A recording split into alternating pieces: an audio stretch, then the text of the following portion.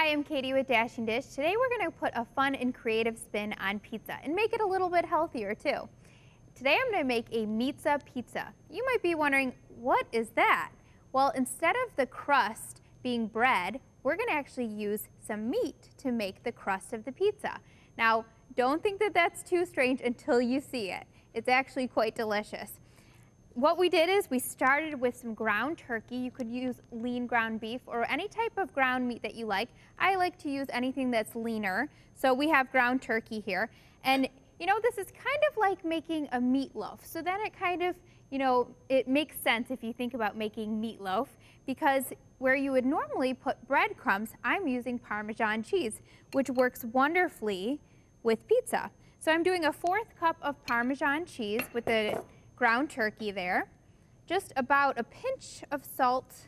You could do 1/4 teaspoon if you like to measure it. We'll do a 1/2 teaspoon of garlic powder, 1/2 teaspoon of onion powder, and a 1/2 teaspoon of Italian seasoning. And all of these seasonings work wonderfully with pizza, and so that's why we're adding them to our base, which will be the crust. So you want to stir this together. And you know what I like to do, instead of adding breadcrumbs to really any recipe where you would add breadcrumbs to bind something, so say a meatloaf, or in this case the meatza pizza, is use Parmesan cheese, because it's taking some of that bread out that we really don't need and adding some really rich flavor with the Parmesan cheese. So it's also a lower carb option or a gluten-free option as well if you need to pay attention to your carbs or gluten. Then I'm going to add an egg white, and this is just to bind it, just like a meatloaf. And stir that in really good. And I have my oven preheated 425 degrees.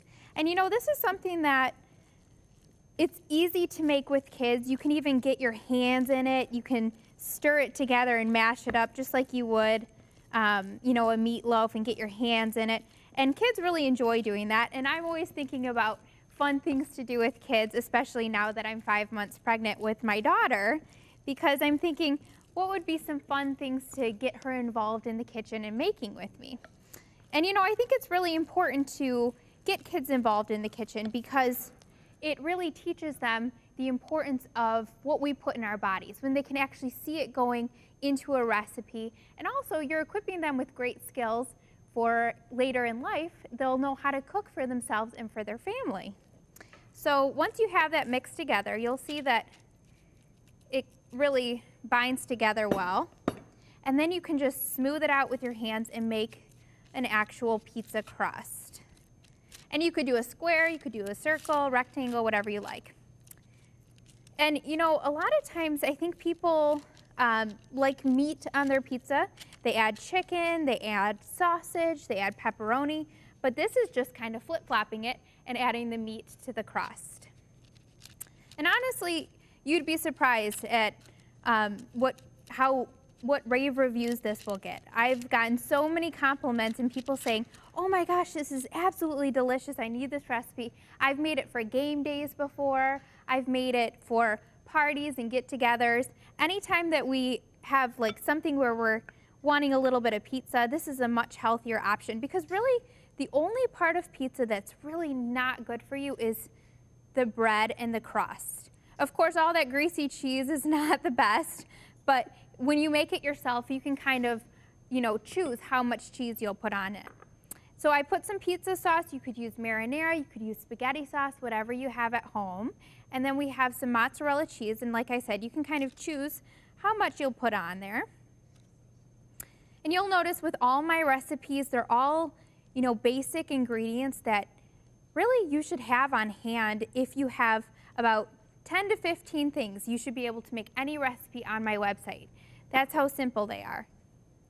And then I have some turkey pepperoni, and this is just optional. You don't have to add pepperoni, but really whatever you like to add to your pizza, because you're making it at home, so you can make it however you like it.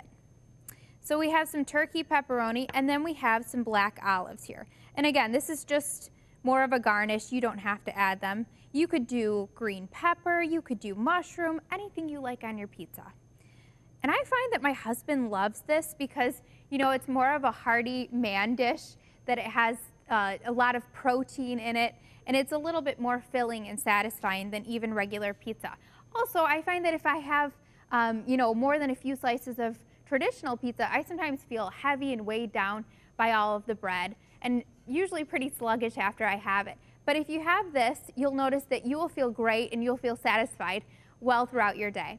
And so here we have the finished product, as you can see, and you can make the crust as thin or as thick as you like. So depending on how thin it is or how thick, you may need to bake it about 10 to 15 extra minutes. We have our oven preheated, and you will want to bake it for about 20 minutes, give or take, like I said, about 10 minutes, depending on how thick it is. And the cheese is nice and golden brown. So I hope you enjoyed this recipe today. If you'd like to find more recipes just like it, you can head over to dashingdish.com or ctvn.org. Have a wonderful rest of your day.